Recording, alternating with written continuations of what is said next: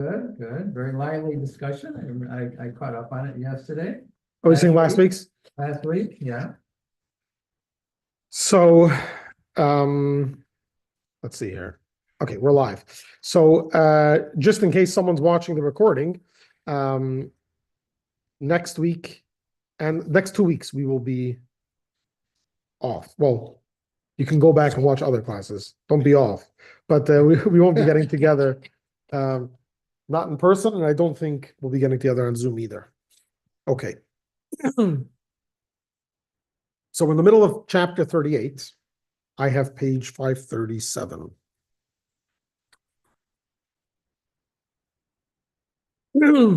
So we're in the middle of talking about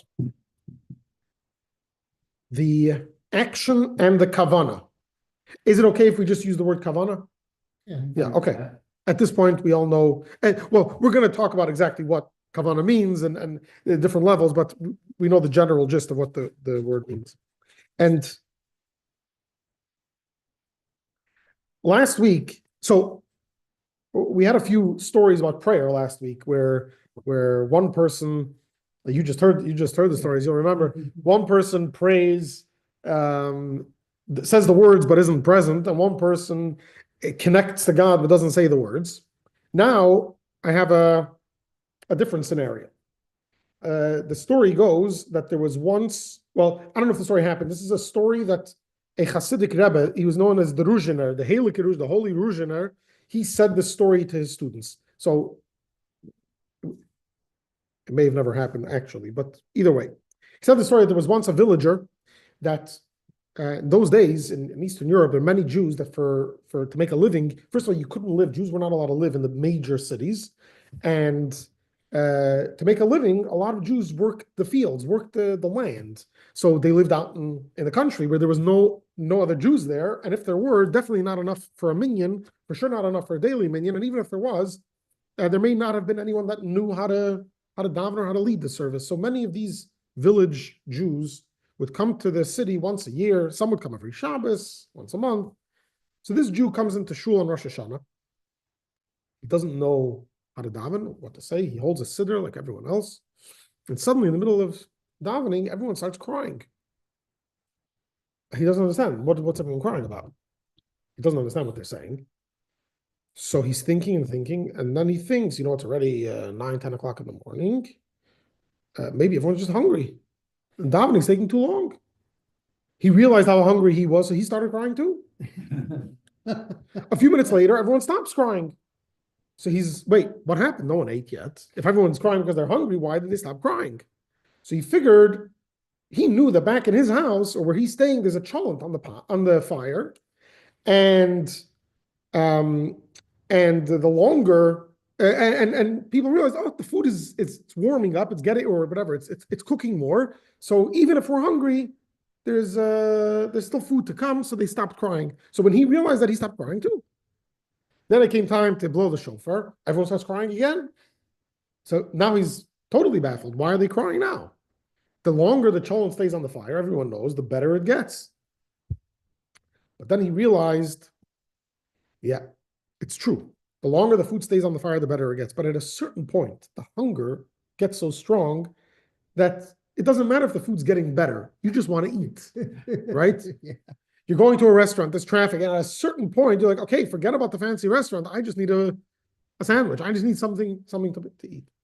That was the story that he shared. Later, the Hasidim were trying to unpack the story as to what the message, the lesson the Ruzhiner was telling them. So they understood it that the Ruzhiner was telling them about exile, about galut, that God sent us into exile. God tells Abraham, he sent us into exile so that we can work and take from exile all the riches, all the wealth. In other words, that we're in exile to perform great things, that we should be able to enjoy that when Mashiach comes. But at a certain point, a Jew says, it's enough. We've prepared enough. Just get us out of here. And even if we gain a little more goodies, if we stay here, we've been here long enough, we're done. That's the story. I think what the story brings out is that within kavana, you can have two people standing in shul crying. They both have kavana, right? But the kavana is two totally different things. two opposite extremes, right? Is it a little chilly in here? Okay. Yeah. I can't go through You cold? So today we're going to go a little deeper, perhaps a little mystical, into showing how everything in the world we see that even if they all come from God, even if they all technically have the same potency or the same, but at the end of the day, in terms of revelation, how much of it is revealed, and even perhaps in terms of intensity, there are differences. And that will help us understand the difference between saying the words of prayer, the kavanah, which one's more important, etc. Because again, the next few chapters, this is what we're going to be talking about of this seesaw between the action and the intention. So, in order to better understand the difference between a body and a soul, which is how we finished last week, we said that a mitzvah without kavanah is like a body without a neshama. So in order to understand the difference better, the Alter Rebbe is going to go, in a moment we'll read it inside, but I'll give you a little background. We did discuss this towards the beginning of the Tanya, but two things in the world, two things that are divided into four, or two things that are made up of four components. First is creation itself. Judaism explains, and it's brought down in Kabbalah, it's explained a lot in Chassidus, that the world, the creation is divided into four elements. Well, the physical creation, the physical world is divided into four elements. Now, there's 100 elements. Yeah, but those are more generally speaking, there are four elements. There is the inanimate. An example would be stone, minerals, water, right, metals, etc. Then there is vegetation, so anything that grows. Then there is the living, which includes all living things like bugs, rodents, birds, fish, animals, excluding humans. And we'll soon see why humans are excluded from this category of the living. And then you have humans, which in Kabbalah are referred to as speakers, midaber, those who speak. Okay? That is how, generally speaking, the world is divided. Now, this is a hierarchy. And when you go up, every step you go up, the higher step includes everything the lower step had. But it also introduces a new element. So vegetation also has technically what's inanimate? Inanimate means this is just a body. It's just something. It doesn't grow. It doesn't move. It doesn't feel. It doesn't do anything. Vegetation is this thing that grows. But it's not just growth. It's also an object that's growing. So vegetation has both inanimate, except because it's vegetative, it's not inanimate anymore, but it's a body, part of the body. The living, in other words, the animal, let's say, has inanimate, in other words, it has a body. When the animal's dead, the body is inanimate, right? It also has the properties of growth. The animal grows. So what's added in the animal? Life. The fact that the vegetation also has life, but this life is very different. This life feels. It moves around. It's independent. It may even understand certain things. It may even be able to communicate to other things. So yes, vegetation is life, but it's not alive. You wouldn't call it alive like you would an animal. There is life in vegetation. Technically, there's life in inanimate stuff also. It exists, right?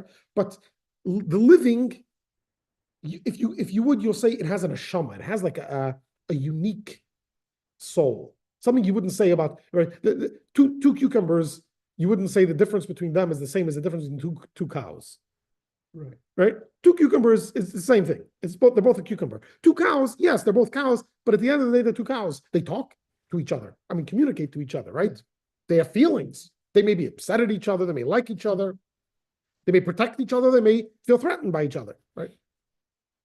Now, in the vegetative world, you do have this too, technically. You have vegetation that, eats up other but it's all within, and certain vegetation may even bend over into the living, right? Certain leaves or plants that eat insects or eat other things, I don't know exactly how the Torah would categorize them, whether they're vegetation or living. I'm not sure. Okay. Either way. And then you have the human. What does the human have? The human has a body, inanimate. The human grows, vegetation. The human feels things, speaks, communicates, just like the animal. So what does the human have that the animal doesn't? The human has intellect. Now, animals also can have some level of intellect. However, the human intellect is unique in that the human intellect can think outside of itself. Right? You could think about someone else or something else that has nothing to do with you. An animal only thinks about things that are related to them in some way. Right? The animal's not thinking about Australia. Mhm. The animal might be thinking about how do I get to a warmer place, but it's not thinking about 2 + 2 is 4 unless it's right in front of it. The animal doesn't know how to think about itself from the outside. Oh, I'm not such a nice person. Maybe I should better. No, when does the animal change its behavior? Either when the person trains it, and even then it's just training. The animal still has, or when the animal realizes this behavior might kill me. I better shape up. Right? But the animal, if the animal was himself, the animal would never think, you know what, maybe I should change my behavior. Maybe I'm not a good person. If they were saying alone, okay, does care about other animals. fine. Only to the extent that it affects It'll itself. protect another animal. Only to the extent that it affects itself. Oh, okay. A person, To be in the vicinity, right, like you say, it can't be in the. it's not cash. sending money. It's not sending money to Africa to save animals there, right? It's not even thinking about animals in Africa. No. Okay. Thanks. Why? Okay, so this is the way Kabbalah explains the world is created. Why? Why did God create the world this way? Why didn't God make 100 elements? Why didn't God divide creation into 100 different categories? Why didn't God make 1, 2, 3, 5? Why 4? And why these? So the Rebbe is going to tell us, well, this is because everything in the world is created because this is the way it is in the spiritual worlds. And God, in order to create the world, you created a name for himself with 4 letters. Each one of those 4 letters corresponds to different divine attributes, which more particularly are divided into 10. And it's those 4 letters that create these 4 categories down here. In God's name, the Yud, the Hey, the Vav, and the Hey, so they correspond first to the 10 divine attributes, right? There's 3 intellectual, 7 emotional. The last one, Malchus, which is royalty, is speech, because speech is connected to you, but it's also for the other. That's the last level. Okay. Now, words themselves are inanimate, in the sense that words themselves, letters mean nothing. Well, it's only when you put letters together that they mean something. That's what it says. If you put 2 stones together, you could build 2 houses. What does that mean? If you put 2 letters together, how many words can you get from 2 letters? 2, right? What if you put 3 letters together? How many houses can you get? No. How many different combinations can there be of 3 letters? Right? Isn't it? Yeah, I don't know about mathematician. That came to my head, but doesn't mean it's right. No, 6. 6? No, it would be 9. 9 to the Three third by power of 3. 3. Yeah. The third power. No. No? No. 3 times 3. It's not 3 times 8. Oh, it's square. ABC, ACB, BAC, BCA, CBA, or CAB. That's 6, right? Yeah. Okay. 4 letters can make it exponentially grows, right? So letters, words is Malchus. That's the last Hey. That refers to inanimate objects. That's why we have inanimate objects. Just like up there, God has a 4th letter of his name, Hey. Then there is the Vav. The Vav, second to last letter, is the emotional attribute, the 6 emotional attributes. Vav. Vav is 6 emotional attributes. Emotions is like it corresponds to the vegetation, because emotions grow. When you're a child, your emotions are babyish. That's what we call them, right? They're childish. Then you grow, they mature, they become different. Yeah. When you're a baby, you love being held. When you grow up, you love playing with toys. When you get older, you love other things, right? So you're growing. Your emotions grow. Your intellect, you wouldn't say necessarily grows. You'd say it develops. It's not that a child at the age of 2 doesn't have the brain capacity. A child at the age of 2 doesn't have the emotional capacity to love someone else for them and not for himself. Doesn't have the emotional capacity to do that. Then you go up a level, and there you have the living, right? The animals and everything else. That is Bina. It's unclear exactly why. But that's the first hay. It could be because Eve was the mother of all living things. And when we speak about the first 2 intellectual attributes, Chachma and Bina, Chachma is considered the father and Bina is the mother, because Chachma is the flash, the burst of intellect, like the father who provides the drop of semen, and then the mother takes that drop and develops it like Bina. Bina is where you have breadth and width and the hay. So the Yud is represented by a little dot, whereas the hay is both, the Vav is narrow and long. The hay is both wide and tall or deep. And then you have the human. Although the human is called the medaber, the speaker, but what does that represent? It represents the intellect, what the words reveal. And that's Chachma, that's the Yud. Okay, so why do we have these 4 levels, these 4 categories down here? Because that's the way it is up there. Make sense? Okay, let's see this inside the way the Alter Rebbe says it. But also, I mean, first the inanimate objects were created, then vegetation was created, then living things were created. And the last thing to be created was humans. Yeah. So the whole That's- creation thing follows the same thing. Absolutely. And that's why it's done that way. The more important the thing, the later it comes, because you want it to be there when the previous thing is there already. You don't want to introduce a human when he's homeless. You want to introduce a human when he's got a home. And by the way, if you think about the hierarchy in the world of sustenance, what is inanimate? What sustains the inanimate? Nothing. Okay. What sustains the vegetation? The inanimate, the ground and the water, right? Right. What sustains the living? And the inanimate, water and vegetation. What sustains the human? Vegetation and The inanimate, vegetation, and the living. And the animals and the birds, all of them.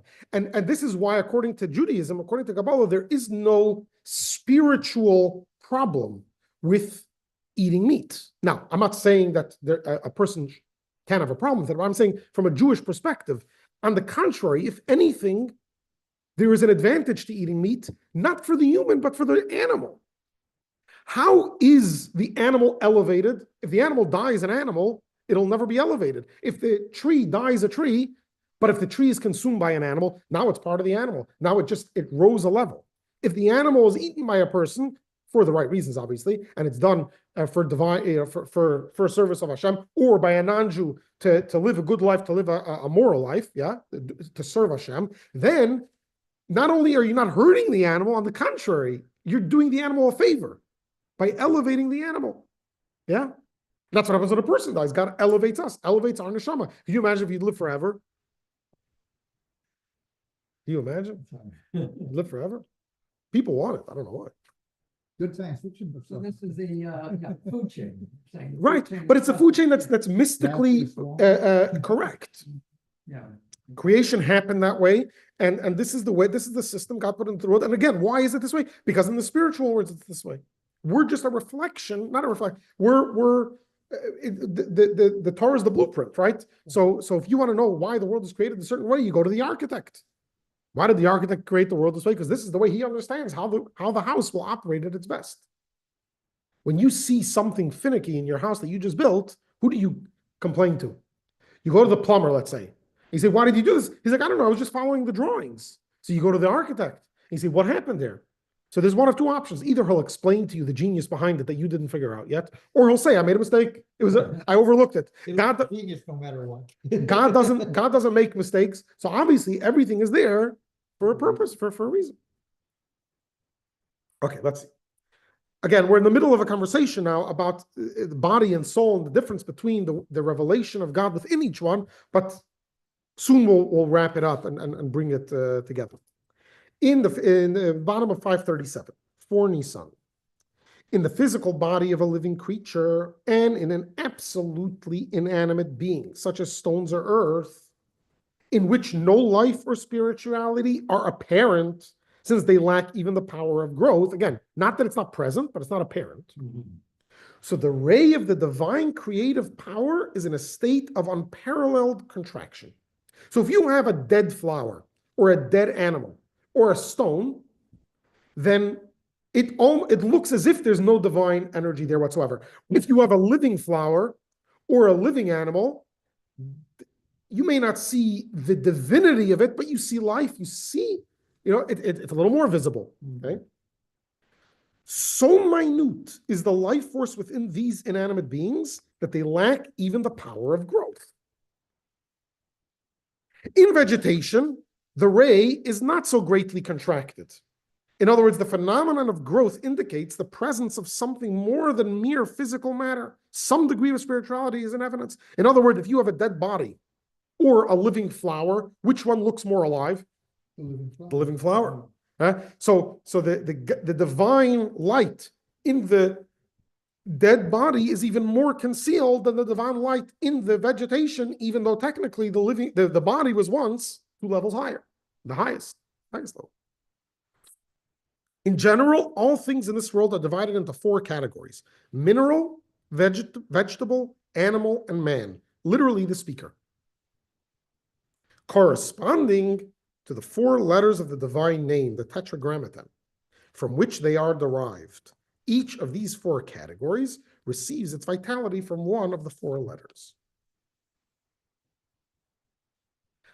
We'll stop here for a minute. I'm sure it could be I said the story, maybe not during Tanya, that the 5th Chabad Rebbe, the Rebbe Rashab, Reb Shalom Dover, he had a younger brother. He had an older brother. He wasn't the oldest. For 10 years, he didn't become officially the Rebbe because he had an older brother. The older brother didn't want the position, but because he lived there, he wouldn't, although unofficially he was the Rebbe, but there were certain things he didn't do. And then his older brother realized, as long as he's around, his younger brother's not gonna, so he moved away, and then his younger brother became the Rebbe. But he had a younger brother, Menachem Mendel. And his younger brother once came over to him all excitedly after he washed his hands for bread. So the Rebbe had washed his hands for bread. They were, I guess, after Kiddush or something, they were washing their hands for bread. The Rebbe had washed his hands, so he couldn't speak. His brother was waiting to wash his hands, so he told the Rebbe while he couldn't speak that this amazing finding of the professors of that time, the doctors, then they were called professors, right? That there's a certain nerve in the brain or artery or something that when a person picks their head up, the way the blood flows or the pressure is such that it helps with memory. And that's why people want to think they pick their head up. And when you want to concentrate, you put your head down and the nerve is triggered in a way that triggers the concentration part of the brain. And that's why people think they put their head, lower their head a little. He was blown away by this. The Rebbe Rashab couldn't speak, obviously, but he showed the way the story is told by his son, the previous Rebbe, the Rebbe Rashab showed no external reaction to this earth-shattering news. After he said the motzi and he ate a piece of bread, he went over to the bookcase. He pulled out a manuscript of his great-grandfather, the 2nd Chabad Rebbe, the Mittel Rebbe, and he showed him in the mimer, in the discourse where the Mittel Rebbe says that about in the brain there's a nerve that does this. When it's facing up or whatever, it triggers the memory. When it's facing down, it triggers the concentration. So now his brother was even more excited. What the Mittel Rebbe knew this 100 years before the modern professors figured it out. He said, "No, don't." This doesn't mean the Mittel Rebbe was a bigger doctor than the professors today. The Mittel Rebbe never studied medicine. The Mittel Rebbe knew this because this is the way it was in the spiritual worlds, and we are created in the image of God. So it must be that way in the human, but not because he tested or experimented or took x-rays or figured it out. If this is the way it is by God, then obviously this is the way it is down here. So when we look at something down here, there is an explanation for why it's that way. We just have to know why. Or we don't have to know why, but you have to be smart enough to understand why. Okay, so now we divided the world into four. Let's narrow it down a little and talk about body and soul. From the four general categories of creation, what would we consider body and what would we consider soul?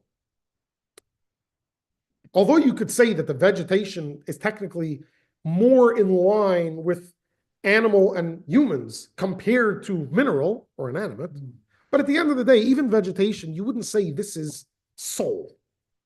It's alive, yeah, but it's not alive like an animal. It's not neshama. If we want, generally speaking, we can divide it into two. That body is inanimate and vegetation, whereas animals and humans are soul. And if you think about it, the neshamas we spoke about in Tanya, you have the animal soul, which every human has and every animal has, technically. Yeah. And then you have the divine soul, which only Jews have. But the animal soul is something that's shared. Again, it's a little different. It's different than an animal, but it's the category of soul that makes me unique, makes me understand and feel and think. These are things that are shared by animals and humans alike. So we'll say that animals and humans, so to speak, are in the category of soul, right? And that's why, halachically, I shouldn't say that's why, but halachically, there is a prohibition against eating. And this is a universal prohibition. It's one of the 7 Noahide laws. It's why it's called the Noahide laws, even though 6 of these commandments were given to Adam and Eve. So only number 7 was given to Noah, and yet we attribute it to Noah because number 7, the last one was given to him, is not to eat a limb off a living animal. Okay, so until Noah, you weren't allowed to eat meat. You weren't allowed to kill to eat meat. If you found roadkill, you can eat it, but you couldn't kill to eat meat. God told Adam, what is he allowed to eat in the world? He said you could eat any fruit from any tree, besides the one tree. But that's all God allowed him to eat. And by the way, he needed God's permission because just like everyone knows you can't eat humans, many people think you can't eat animals. Why should you be allowed to eat trees? They're living too.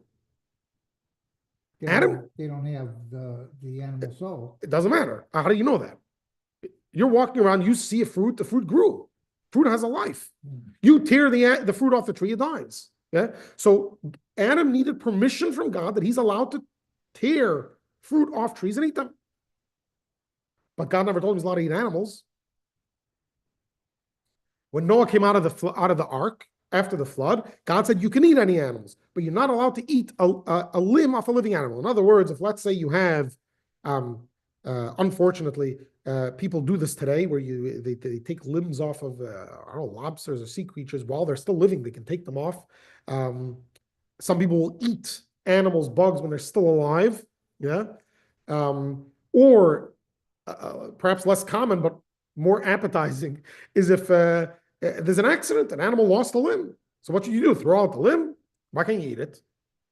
Okay, so God forbid, even for non-Jews, to eat a living limb, a limb of a living animal. But God didn't do that for trees, for fruit, right? Right. You're allowed to take a bite out of an apple while it's still on the tree. So it's a different category of living. Yeah.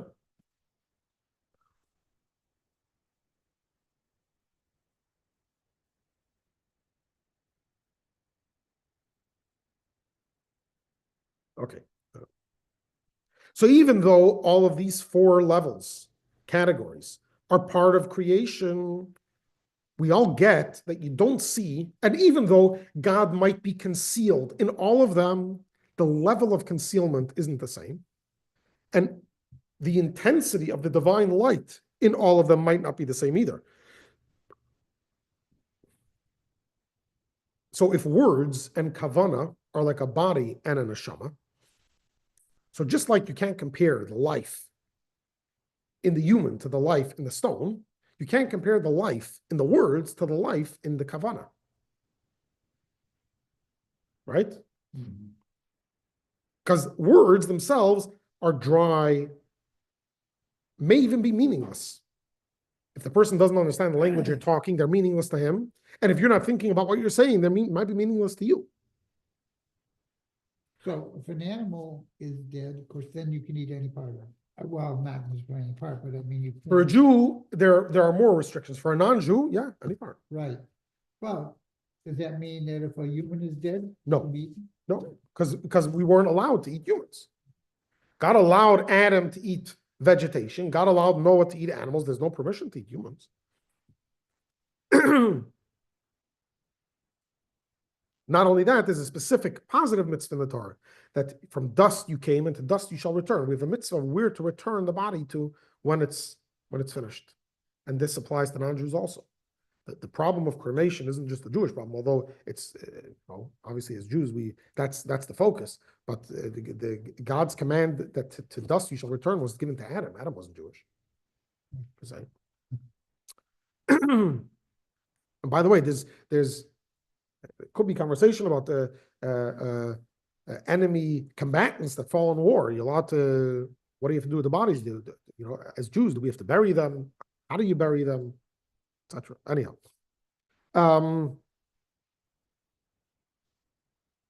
okay, let's look a little more here.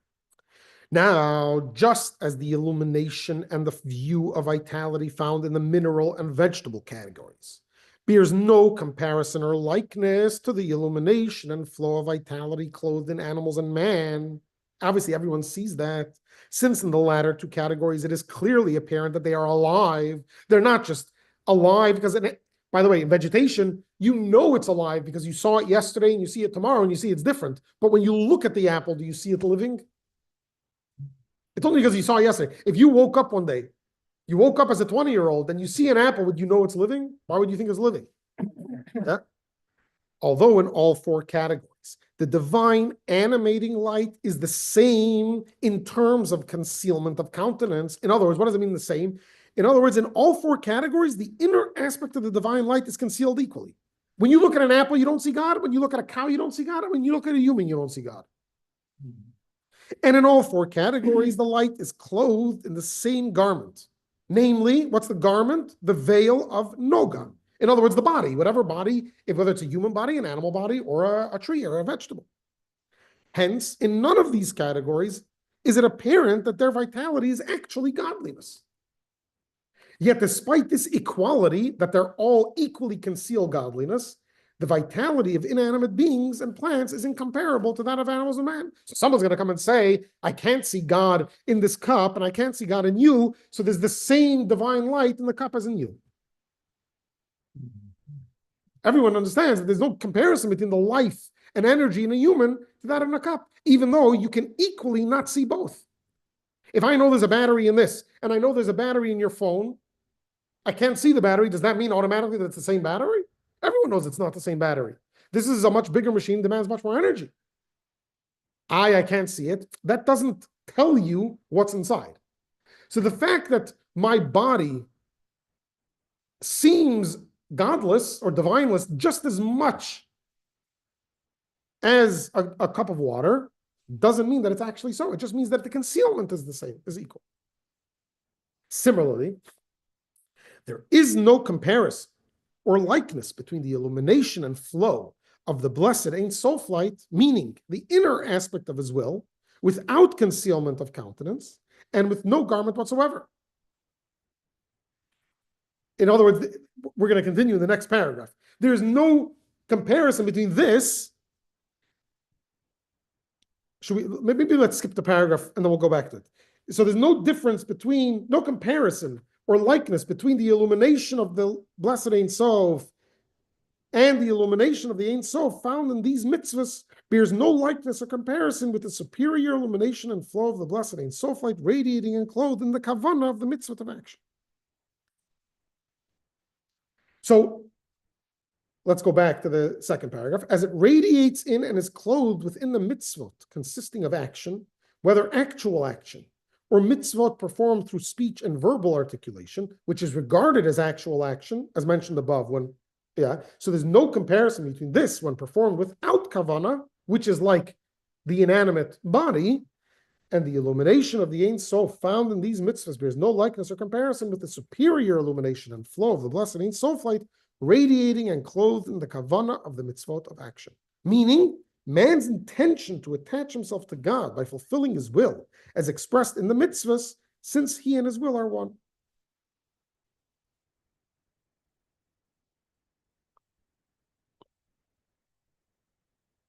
Yeah, so there's no comparison between the revelation, the amount of energy, of divine light in the action of the mitzvah and in the intention of the mitzvah. If I put on tefillin and think about the delivery man that's supposed to be coming, or I put on tefillin and I think about the mitzvah of tefillin, no comparison. The kavanah is a whole different kavanah, right? Well, we're similarly with regard to kavanah in prayer, the recital of Shema and its blessings and in other blessings, where through one's kavanah in them, he attaches his thought and intellect to God. Okay.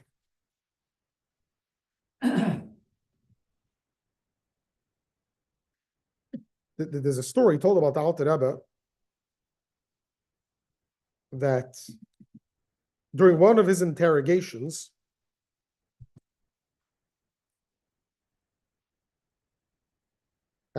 he came in and he was brought in, he was wearing his tefillin.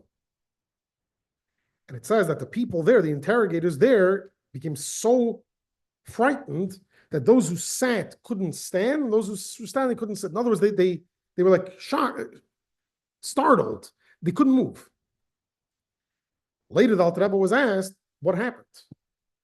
He said, it says in the Talmud. It says in the Talmud that the nations of the world will see that the name of God is written upon you and they will fear you. The Talmud says, that's the verse. The Talmud says, what does it mean, the name of God? Who has the name of God written upon them? So the Talmud says, Elu tefillin shabarosh. These are the tefillin of the head. And that's why, before the 6-day war, the Rebbe came out with the tefillin campaign to try to get as many Jews as possible, especially soldiers, to put on tefillin, because tefillin will scare the enemy. So the Rebbe was asked, yeah, but everyone puts on tefillin. And last time I put on tefillin, no one got scared. No non-Jew couldn't stand or sit. So what's the difference now the Rebbe puts on tefillin, if that's what the Talmud says? So the Rebbe said that if you read the words properly, it doesn't say, it should say, Elu tefillin, these are the tefillin, she'al harosh, that are on the head. The Talmud says, Elu tefillin shebirosh, that are in the head. How do you have tefillin in the head? Depends how you put on tefillin. You could put on tefillin and they're just on your head, and your head's thinking about something else. Or you could put on tefillin and the tefillin are in your head. When someone sees the tefillin in your head, that creates an aura of, demands an aura of respect. You see divine light in that scenario, and that creates this fear. Again, not necessarily a bad fear, fear of the monster. It's an awe. It's an awe of a fear of respect. In other words, when you put on tefillin, it's a body without a soul. The non-Jew sees the tefillin, doesn't get scared. When you have kavanah, that changes the whole thing. So we see that the mitzvah without kavanah, like we said last week, is dead. It's like a body without a soul. Not absolutely dead, because even inanimate objects have a soul, but it's a whole different level of soul. So based on this, last week we concluded that what's more important is the action itself, because that's what God wants, yeah? But based on this, where the body without the soul is like a body without, the mitzvah without kavanah is like a body without a soul, and the soul changes the mitzvah from one extreme to the other, or has the potential to do that. So what connects us more with God? The mitzvah or the kavanah? I'm not asking what we should do more. Last week we discussed what we have to do. God said do the action, that's what you have to do. Not doing the action won't help, no matter how much kavanah you have. Doing the action will help even if you have no kavanah, right? Because that's what God said, do the action. But what connects me to God more? The action or the kavanah? It would seem the kavanah, right? But it's the merging of the two, the tefillin and the kavanah. We'll get to the merging of the two. Now we're pitting one against the other. So, based on, we know that we feel closer to God with kavanah, right? That's for sure. But where are we actually closer to God? So it depends. It depends on the reality, on the facts on the ground. Most people, and I won't limit this outside of Judaism because this perception exists within Judaism itself. And I don't mean just within Jews. I mean within Judaism, within textual, traditional Judaism. But specifically for non-Jews, primarily religious non-Jews, the perception is that God is closer to spirituality than to materialism. God is closer to the spiritual than to the physical. So if you want to get close to God, where do you have to go? You have to go as close to spiritual as you can. And that's why in most religions, the abstinence of indulgence in physicality to one extreme, to one level or the other, is part of the religion. Right? Because part of the religion is to connect to God. If God is closer to the spiritual, you'll never be able to, as a human, become purely spiritual, but try to get as close as possible. Okay, you can't fast for the rest of your life, fast as long as you could.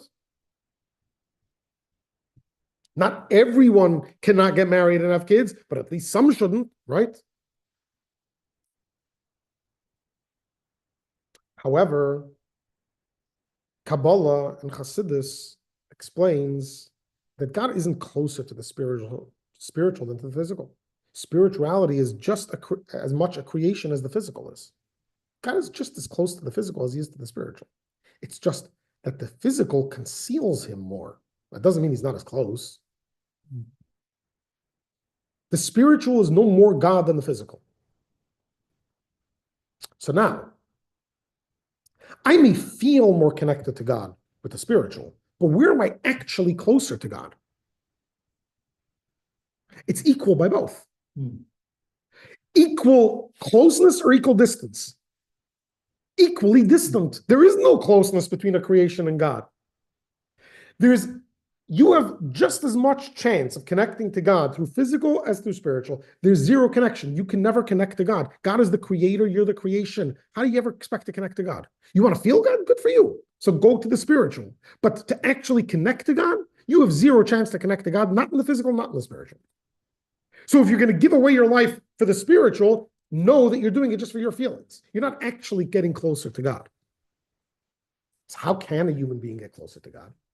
Is it really not possible? The Torah says it is possible. How is it possible? How is it possible for a creation to get close to the Creator? And that depends on the Creator. The Creator can decide to allow the creation to get close to them. If you create a washing machine, the washing machine can dance, sing, innovate, create from today till tomorrow. No matter what the washing machine does, they will never be able to, on their own, create a connection with you. You know how that washing machine can create a connection with you? If the washing machine does exactly what you tell it to do, and it actually listens, you're going to fall in love with this washing machine. Right? Imagine you buy a washing machine and it starts singing songs to you. You may smile a little. One day you're going to throw the washing machine out in the garbage. Because if it doesn't wash clothing, it may feel closer to you because it makes you smile, but it cannot get close to you. But a washing machine can get close to you if it does exactly what you told it to do. In other words, if the Creator creates a line of connection and you follow that line. So now, doesn't matter if the person who owns the washing machine tells the washing machine to sing or to wash clothing. No. If the guy who bought the washing machine says, you know what, maybe the washing machine can sing. I have another washing machine that works well. I'd like this washing machine to sing. And it tells the washing machine to sing, and the washing machine says, I'm sorry, I wash clothing. What's the guy going to do? He's going to throw out the washing machine. He doesn't need a second washing machine. He wanted a washing machine that sings. And the other washing machine, he needs it to wash clothing. The other washing machine sees this washing machine can sing. I'm going to try to sing too. And so it's going to stop washing clothing. The guy's going to say, you're not washing my clothes anymore. You're in the garbage. You can't connect to me. You're a creation. I'm the creator. How do you think you're going to connect to me? So how do we actually connect to God more? Through the mitzvah or through the kavanah? Well, it depends. What did God say to do? Did God say to do a mitzvah or kavanah? Mitzvah. Well, so let's see. Did God ever say we need kavanah? If God said we need kavanah, then we can connect to God equally through both. Now, we will feel more connected through kavanah, but actual connection might happen through both, or it might happen through the mitzvah itself. However, we know that God did say plenty of times in the Torah that he wants kavanah. He didn't necessarily say it in every individual mitzvah. So he didn't say when you put on tefillin, you have to have kavanah. But he does say you should love the Lord your God with all your heart, with all your soul, with all your might. So he does want us to actually feel something. The whole mitzvah of prayer is learned from the verse, you should serve God with your heart. And the Talmud says, what's the service of the heart? Prayer. So the whole mitzvah of prayer comes from the verse of serving God with your heart. So, and plenty of times in the Torah says how all of these things are here so that you should fear God. In other words, even if God didn't tell us that in this specific mitzvah, you have to have this specific kavanah, the concept of being thoughtful by a mitzvah and having at least a general kavanah is absolutely in the Torah. However, it can't be divorced from the mitzvah. So if you do the mitzvah, you did what God said. You missed out on the kavanah, but you still did the action. If you do the kavanah, you didn't do what God said. You put in the spice. It's like eating spices without the meat. That's not food. That's not going to sustain you. You need the meat. If you eat meat without spices, you're full. You're just as full if you eat the meat without spices as if you eat the meat with spices. It may not be tasty, but you got the same energy. You don't get any more energy if you put a little more garlic powder or salt. The kavanah without the mitzvah is nothing. The mitzvah without the kavanah is tasteless, but it's still there because God said so. Yeah. So when Chassidus puts such an emphasis on the service of the heart, on meditation, and on feelings, it's not at the expense of the mitzvah. You don't need Chassidus for the mitzvah. Look at the code of Jewish law. You have to do the mitzvah. Chassidus is coming to add to the mitzvah, to add on top of doing the mitzvah. Don't think that when you do the mitzvah without kavanah, it's just as good as doing it with kavanah. It's just as good in terms of you did God's will. But can you imagine how much greater it could be with kavanah? And by the way, kavanah is also God's will. The fact that it makes me feel closer to God is totally irrelevant. Although, how much more likely are you to do the mitzvah again and again and again if you don't feel anything? If you feel, you're more likely to do it. But at the end of the day, my connection to God has nothing to do with my feelings. So what it comes down to then, if I say a prayer in Hebrew, I did a mitzvah, not a mitzvah. Well, Yeah, I did a mitzvah. Yeah. If I say a prayer and understand what I'm saying, it's even more. It's a mitzvah with a soul. This is already a vibrant mitzvah. This is a more living mitzvah. Now, sometimes people they're able to concentrate on the deeper meaning of prayer when they're doing it in the Hebrew, even if they don't understand the words. They feel more connected, they're more excited, they're more in touch with God. That's also kavanah. Kavanah doesn't only mean the meaning of the words. That's what we'll talk about. Again, we alluded to it at the beginning. The people crying in Shul and Rosh Hashanah, one of them was crying because of the shofar, one of them was crying because of the cholent is going to burn or whatever, or he's hungry. Yeah, they're both have intent, but there's no comparison to the intent. So you're speaking now about the actual meaning of the words. Yes, that's one level, but there's another level. When you're thinking about the meaning of the words, you're not necessarily thinking about what you're doing, the concept of prayer. You're not necessarily thinking about, now I'm standing in front of God. You're busy focused on the words, what I need. So there are different levels of intent, and that's why davening, the Talmud says, the early Chassidim would prepare themselves for an hour before davening. They would daven for an hour, and they would allow the prayer to impact them for an hour afterwards. They pray for 3 hours. Each service, they pray for 3 hours. 9 hours a day, they would daven.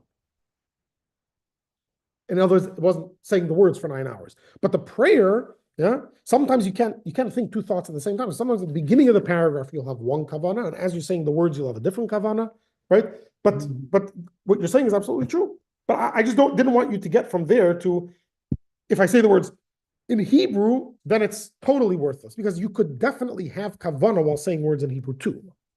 Yeah, because if I say a prayer in Hebrew that I'm not familiar with, Yeah. and I read the Hebrew, Yeah. that's one thing. But even though I know what the words in the Shema mean, I don't stop and think of what the words mean. I say the Shema in Hebrew. I know what it means, but I don't stop and think about what it means. I just say the prayer in Hebrew. So was that? So Chassidus, if you wanna put into one sentence what the service of Chassidus is, what the service of God in the light of Chassidus is davening. In other words, to spend your day davening, what does that mean? If you study Torah and you think about it, and through the study of Torah, you become closer to God, your prayer is on a whole different level, because when you come to pray, you're already, the presence of God is more present.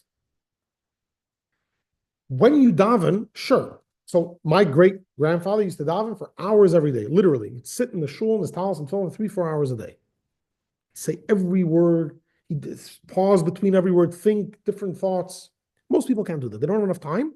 And it's not just the time. Today's day and age, we can't sit for that long, can't sit still for that long. That's for sure.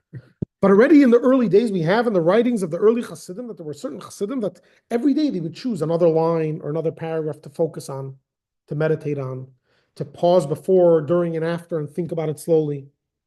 Yeah, absolutely. You can't do it every time.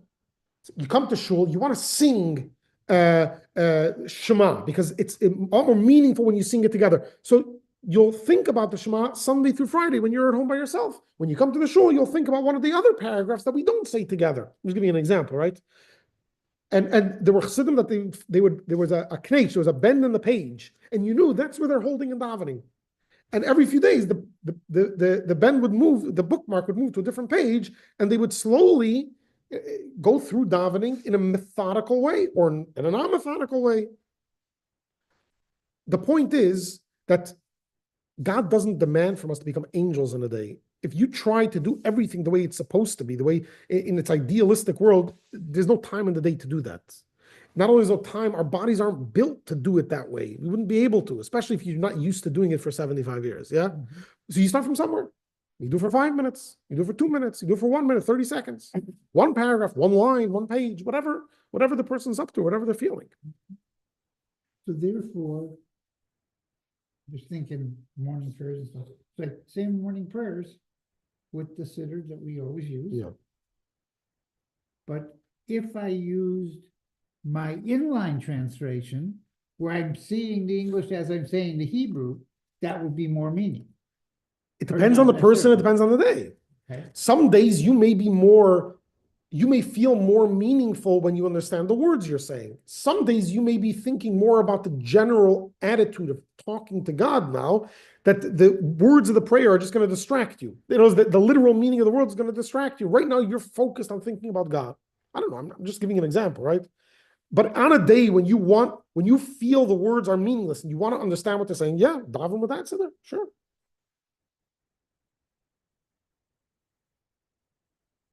So let's boil it down. There is no actual advantage of kavanah over action or action over kavanah. It all depends, what does God want in this moment? If God wants both action and kavanah, then they're both equally a connection to God. But just because they're equally a connection to God doesn't mean they're both a revealed connection to God. Where's the revealed connection going to be more? In the kavanah. Even though it's not an actual advantage in the connection itself, because God said to do both. Does that make sense?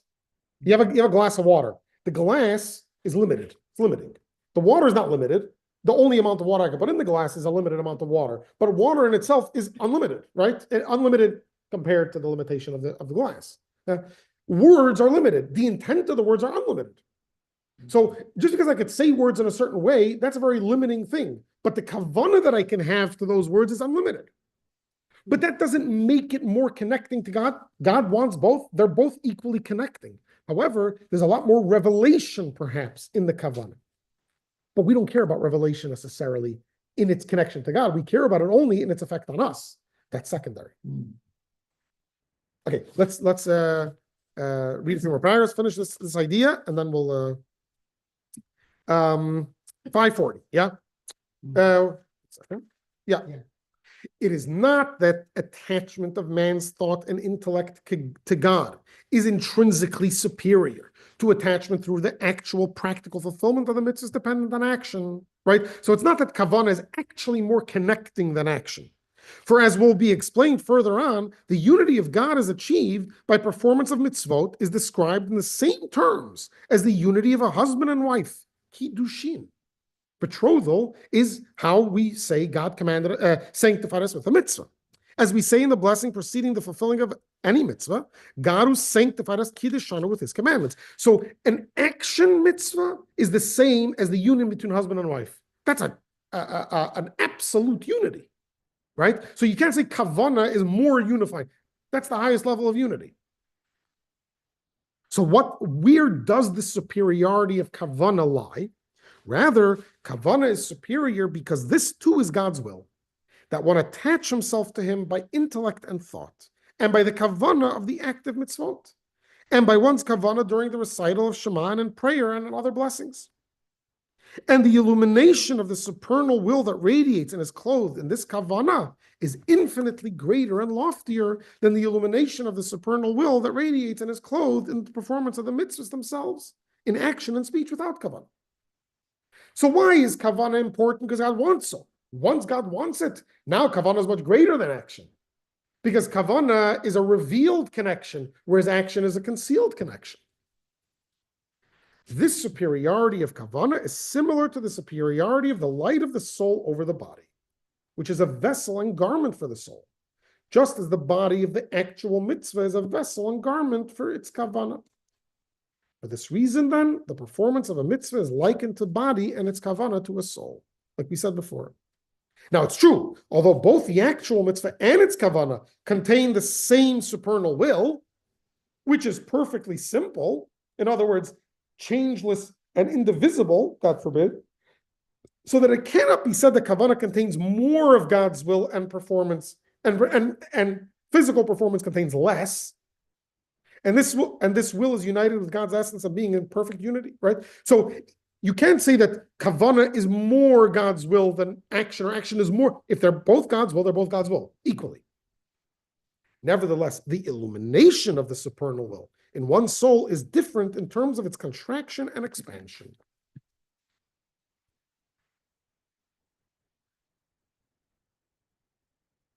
Okay, let's just read this note. It is also so explained in Eitz Chaim. Eitz Chaim is the work of the Arizal, the Kabbalist Arizal, that kavanah in mitzvot and in Torah study is on the level of light, while the body, in other words, the performance of the mitzvot, is the level and category of vessels. These vessels represent contraction, for it is through contraction of the light that the vessels came into being, as is known to the students of the Kabbalah. Okay, so he's saying mystically why it's like this, and that's why it happens this way in this world.